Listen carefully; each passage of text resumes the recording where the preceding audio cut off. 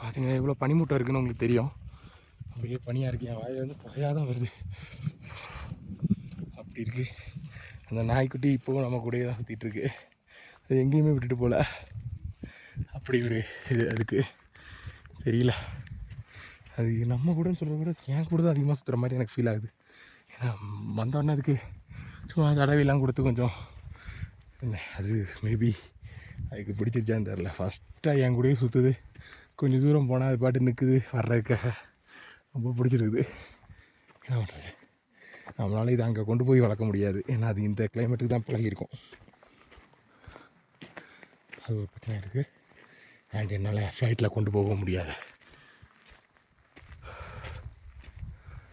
I think நம்ம ஏதோ ஒரு பாயிண்ட்டுக்கு வந்திருக்கோம்னு நினைக்கிறேன். பட்டர்ஃப்ளைஸ் எல்லாம் இப்போவே பார்க்க முடியும் என்னால். இவ்வளோ சீக்கிரம் பட்டர்ஃப்ளை எதுக்காக வருதுன்னு தான் தெரில.